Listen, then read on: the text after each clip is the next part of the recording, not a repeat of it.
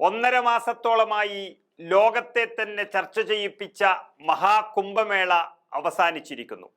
ഒരു ഹൈന്ദവ ആചാരത്തിന്റെ ഭാഗമാണ് കുംഭമേള എന്നിരിക്കെ അത് നടന്ന ഉത്തർപ്രദേശിൽ മാത്രമല്ല, ഈ രാജ്യം മുഴുവൻ BJPയുടെ കടുത്ത ഹിന്ദുത്വ അടിത്തറ ഉറപ്പിക്കാൻ ഇത് സഹായിച്ചിരിക്കുന്നു എന്നതാണ് BJPയുടെ വിശിഷ്യ RSSന്റെ വിശ്വാസം.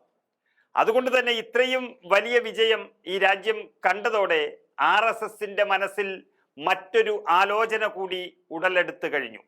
മഹാകുംഭമേള മഹാവിജയമാണെന്ന് ഉറപ്പായിട്ട് അവർക്ക്, അങ്ങനെയെങ്കിൽ നരേന്ദ്രമോദിയുടെ ഷോ അല്ല ഇത്, യോഗി ആദിത്യനാഥിന്റെ നേതൃപാടവമാണ് കുംഭമേളയുടെ വിജയമെന്ന് RSS തുറന്നു പറയാൻ പോവുകയാണ്. അത് 75 വയസ്സാകുന്ന നരേന്ദ്രമോദിക്ക് പടിയിറക്കത്തിന്റെ സൂചനയും പിൻഗാമിയായി യോഗി ആദിത്യനാഥിന്റെ പട്ടാഭിഷേകത്തിനുള്ള സൂചനയും നൽകുന്നു. ഹിന്ദുത്വ വികാരം ഉയർത്താനും ഉത്തർപ്രദേശ് ലോക്സഭയുടെ തോൽവി നികത്താനും സഹായിക്കുമെന്ന് BJP വ്യക്തമായി പ്രതീക്ഷിക്കുന്നു. അതിലുപരി ആദിത്യനാഥിന്റെ അനുയായികൾ BJPക്കുള്ളിൽ അദ്ദേഹത്തിന്റെ സ്വീകാര്യത വർദ്ധിപ്പിക്കുമെന്നും കരുതുകയാണ്. പ്രത്യേകിച്ചും ദേശീയ തലത്തിൽ നരേന്ദ്രമോദിയുടെ പിൻഗാമി ആരാകുമെന്ന ഊഹാപോഹങ്ങൾ നിറഞ്ഞ സമയത്ത്, അതായത് ഭംഗിയായി മഹാകുംഭം അവസാനിച്ചതോടെ BJPക്കുള്ളിലെ രാഷ്ട്രീയ പോരാട്ടം ശക്തമായി എന്ന സൂചനകളാണ് പുറത്തു വരുന്നത്.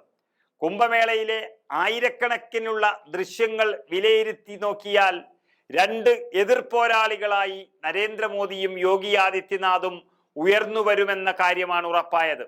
യോഗിയുടെ തട്ടകത്തിൽ നടന്ന കുംഭമേളയിൽ എല്ലാ ഫോട്ടോഗ്രാഫുകളും എടുത്തു നോക്കിയാൽ നരേന്ദ്രമോദിയും ആദിത്യനാഥും ഉയരങ്ങളിൽ പൊങ്ങാൻ മത്സരിച്ചത് രാജ്യം കണ്ടുകൊണ്ടിരുന്നു. ലോക്സഭാ തെരഞ്ഞെടുപ്പിൽ UPയിലെ BJPയുടെ മോശം പ്രകടനത്തിൽ ഇരു നേതാക്കളും തമ്മിലുള്ള സംഘർഷം പ്രധാന പങ്കുവഹിച്ചതായും നമ്മൾ കരുതുന്നുണ്ട്. അവിടെ പ്രത്യക്ഷമായ ഇന്ത്യ ബ്ലോക്ക് BJPയെക്കാളും കൂടുതൽ സീറ്റുകൾ നേടിക്കൊണ്ട് ഭരണകക്ഷിയുടെ മിഷൻ 80 എന്ന സ്വപ്നത്തെയാണ് ഇല്ലാതാക്കിയത്. അതിനു പിന്നിൽ നരേന്ദ്രമോദിയെ തകർത്തത് പിന്നിൽ യോഗിയാണെന്ന് വ്യക്തമായതാണ് അന്ന് തന്നെ. ഇപ്പോൾ മഹാകുംഭം അവരുടെ പുതിയ യുദ്ധക്കളമായി മാറിയിരിക്കുന്നു. 2014 നരേന്ദ്രമോദി അധികാരത്തിലെത്തിയത് ഹിന്ദു വോട്ടർമാരുടെ പൂർണ്ണ ശക്തിയോടെയാണ്. കാരണം 2013 കുംഭമേള രാജ്യത്തുടനീളമുള്ള അദ്ദേഹത്തിന്റെ തെരഞ്ഞെടുപ്പ് സ്വാധീനത്തിന് ഒരു ഉച്ചഭാഷിണിയെ പോലെ പ്രവർത്തിച്ചിരിക്കുമെന്ന് രാഷ്ട്രീയ നിരീക്ഷകർ കരുതുകയാണ്. എന്നാൽ ഇപ്പോൾ ഒരു പതിറ്റാണ്ടിലേറെയായി പ്രധാനമന്ത്രിയായി ഭരിച്ചുകൊണ്ടിരിക്കുകയും ഈ വർഷം 75 വയസ്സ് തികയുകയും ചെയ്തിട്ടും മുതിർന്നവരെ മാർഗദർശകരായി അവരോധിക്കുക എന്ന പാർട്ടിയുടെ പതിവ് നിയമം നരേന്ദ്രമോദി പിന്തുടരുന്നതിന്റെ ലക്ഷണം ഇതുവരെ കണ്ടിട്ടില്ല. BJPയുടെ ഭരണഘടനയിൽ അങ്ങനെ ഒരു വ്യവസ്ഥയില്ലെങ്കിലും നരേന്ദ്രമോദി 2029 വരെ രാജ്യത്തെ നയിക്കുമെന്നൊക്കെ അദ്ദേഹത്തിന്റെ അനുയായികൾ പറയുന്നു.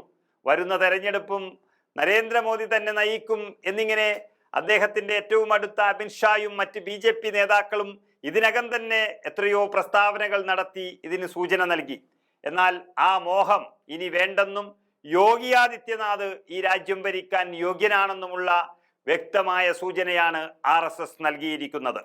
ഇനി നരേന്ദ്രമോദിയെ വെല്ലുവിളിക്കാൻ BJPക്കുള്ളിൽ നിന്നുള്ള ഏക സ്ഥാനാർത്ഥി അത് യോഗി ആദിത്യനാഥ് മാത്രമാണ്. അത് BJPക്കും വ്യക്തമായ സൂചന നൽകിയിരിക്കുകയാണ് RSS. ഒരു കുംഭമേളയാണ് നരേന്ദ്രമോദിയെ പ്രധാനമന്ത്രിയാക്കാൻ മുന്നിൽ നിന്നതെങ്കിൽ മറ്റൊരു മഹാകുംഭമേള അതേ നരേന്ദ്രമോദിക്ക് പുറത്തേക്കുള്ള വഴിയൊരുക്കി BJPയിലും കേന്ദ്രത്തിലും യോഗി യുഗത്തിന് വഴിയൊരുക്കി കഴിഞ്ഞു എന്നതാണ് യാഥാർത്ഥ്യം.